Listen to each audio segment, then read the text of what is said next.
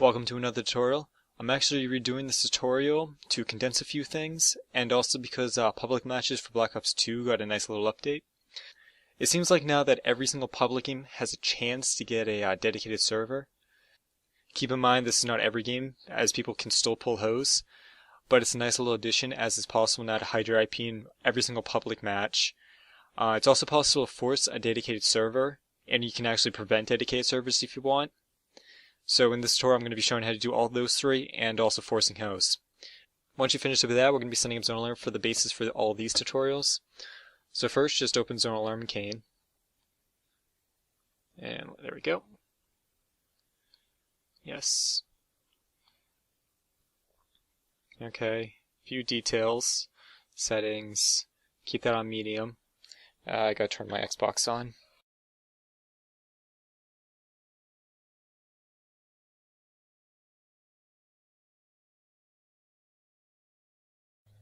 I'm currently not in a party, so you're just going to follow me talking, so I hope you have your volume on.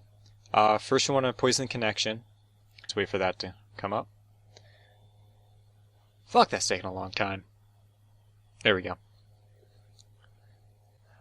For setting this up, what you're going to have to do is every single IP that is not a Black Ops 2 or an Xbox Live IP, you're going to have to put in your trusted zone in your zone alarm. So, Black Ops 2 is the 209, 170s, Xbox 65, 55, 42 numbers. I don't have any of them up, but I do have my friends already in here. I recommend putting every single person in your Xbox Live party into your trusted zone. If you don't, people just start lagging out of the lobby every so often. Once you have that set up, that's all you have to do. The first tutorial will be forcing a dedicated server. Okay, so the first thing you're going to have to do is go to Add, IP Range. The IP start is 108.61.0.0 to a 108.61.255.255, and these are the dedicated servers. If you're forcing a dedicated server, you want this on Trusted. Just hit OK. You want to put your firewall on high and then just search. Doing that gives you two things. One, you actually will pull a dedicated server. You don't have to worry about anybody dashing. And two, every single person who's not in your trusted list will not be able to see your IP. So essentially just hiding your IP also. You can do this in League Play in every single playlist that I've so far found. So if I just go into multi-team right now, you'll see the dedicated servers pop up right there.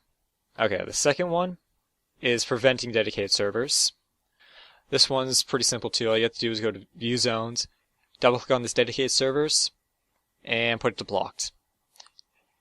If you don't care about joining random games, keep this on medium, and then just search. You will not find any dedicated servers doing this.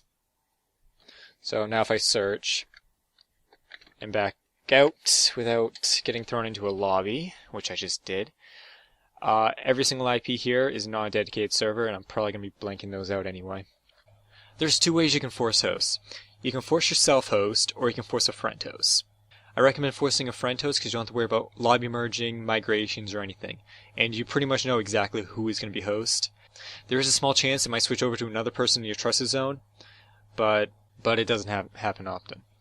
Also, when you're actually forcing a friend host, anyone in your trusted zone, if they are hosts of a game, it is possible to get into their game. I've had that happen a couple times, usually know exactly who it is, and you just can dash a loading screen or back out, it doesn't matter.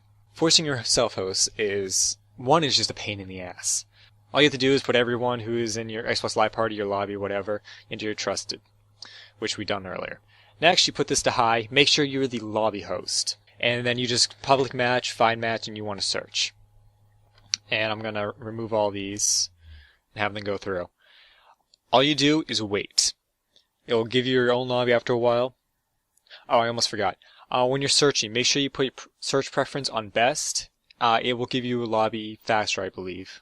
So, it takes a little bit, but you will sooner or later get your own lobby. I'm actually going to wait, so make sure this is still working. Okay, there we go. I just got a Hardpoint Slums game. Next, all you have to do is put your firewall to medium, and players join. Now, I say forcing your self-host is a pain in the ass because once that is on medium, the host can migrate. You can merge lobbies. It's very, very easy to merge lobbies as is happening right now, so I'm going to put that back to high, and I merged before I even got in. If it starts searching for a game again, if you put that to high, everyone in the lobby will be kicked out, but it will prevent you from joining a different game.